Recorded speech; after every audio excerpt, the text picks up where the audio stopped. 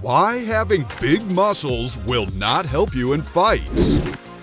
So you want to become a better fighter, huh? And you want to pack on the muscles and get ripped like Dwayne Johnson.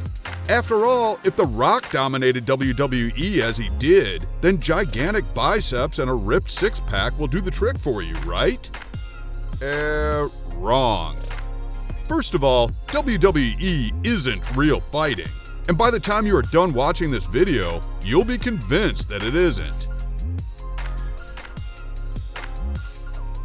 Welcome to our channel. If this is your first time here, kindly subscribe to this channel for more awesome videos on combat sports. If you're subscribed already, then don't forget to hit that like button. In this video, we'll be explaining why building big muscles like a competitor at Mr. Olympia is a no-no when it comes to real combat sports. Take a look at the best fighters in MMA: Jon Jones, Israel Adesanya, Conor McGregor, Khabib Nurmagomedov, Anderson Silva, and the likes. What do you notice about all of them? That's right, they've all got lean, almost skinny physiques. None of them look like John Cena or Bobby Lashley. And that's because they don't need to. In fact, they cannot afford to look like them. When it comes to martial arts and combat sports, maintaining a lean, athletic physique is the ultimate aim. Just take a look at Bruce Lee, Jackie Chan, Jet Li, Donnie Yen, and we can go on. It's no coincidence that every one of them had or has a lean physique. So, if you're going to build your muscles like Arnold Schwarzenegger, then you better get a bazooka to go with it, because that's the only way you'll survive an MMA fight. Doubt it? Let's go down memory lane avenue.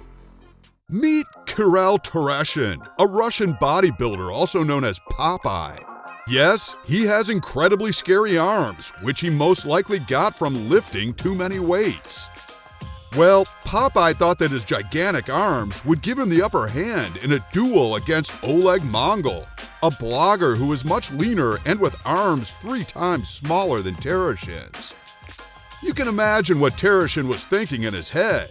One huge blow to his head and he'd be knocked out cold, he must have thought. But he couldn't have been more wrong. Yes, Tereshin did try to get a few punches in, but those muscles couldn't last more than 180 seconds. In less than 3 minutes, our Russian Johnny Bravo was knocked down to the mat and ended up tapping out. Tereshin learned the hard way that MMA is not WWE. Here, it takes more than just muscles to make the grade. Becoming a professional MMA fighter is extremely hard work.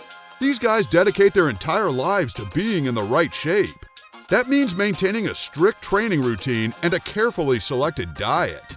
What they never look to do is build more muscle weight than they require. And there are cogent reasons for this. First, for martial arts fighters, muscle endurance is far more important than muscle growth. You see, combat sports is like a marathon.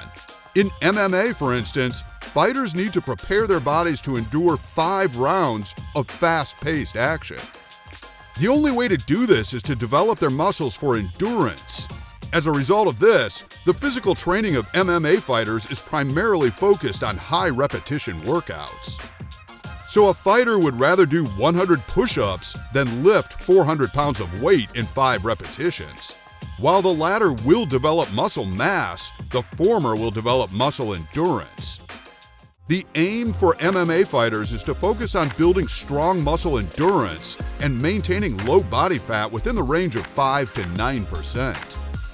Typically, big muscles are awesome for exercises or sports that require explosive strength within a short period of time. For instance, sports like weightlifting is a field that will require those big, bulky biceps and leg muscles. Same with sprinting. However, in combat sports, raw power with little endurance amounts to nothing. Another disadvantage of big muscles is that they burn up oxygen very quickly. And that's something fighters absolutely do not want. To stay in a fight long enough, you want to be sure that your body is not lacking in oxygen supply. Bigger muscles require lots of oxygen, and this also puts more pressure on the heart to pump more blood so that oxygen can circulate around the body effectively. The result of this is a higher heart rate and an early lack of breath. In combat sports, if a fighter is already out of breath in the early stages of a duel, that fighter is in big trouble already. In combat sports, big muscles won't win you fights. Instead, they'll force your heart to work harder to pump more oxygen, which will eventually lead to exhaustion. Another thing big muscles will do to fighters is inhibit their movement. They'll make fighters stiffer and hinder them from properly striking their opponents or grappling with them. This is another reason fighters will prefer to have a lean body. This makes them faster, more flexible, and more powerful. But you might think, shouldn't bigger muscles make a fighter more powerful? Well, yes, technically speaking. Muscles give fighters more explosive power, but many times, the need for huge muscles to deliver powerful attacking blows is overstated. In fact, what is more important in delivering powerful blows is form.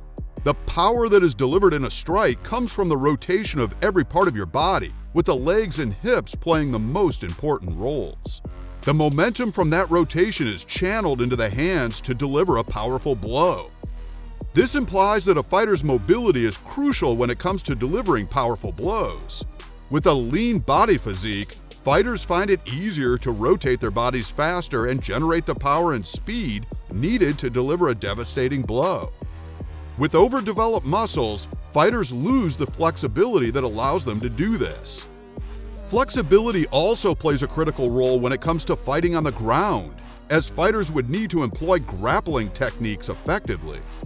Here, the fighter's ability to switch between positions quickly to create space to get out of a choke is heavily reliant on their flexibility and mobility. Fighters with huge muscles will not only struggle in this area, but will tire out easily and are more susceptible to submission holds. So, to recap, why are huge muscles not an advantage in combat sports? 1. They limit muscle endurance, which is critical to surviving long, arduous fights. 2. They require lots of oxygen and, as a result, cause fighters to tire out. And 3. Big muscles reduce flexibility and restrict motion during duels. So you might want to ask, do MMA fighters, for instance, do any form of weight training at all? Of course they do. Every fighter needs some amount of muscle mass regardless. However, they prefer not to develop them so much. So for MMA fighters and many other martial artists, the emphasis of weight training exercises will be to build muscle endurance and not muscle mass. And on that note, we've come to the end of this video. Learn one or two things? Let us know in the comment section below. Thanks for watching. We'll see you next time.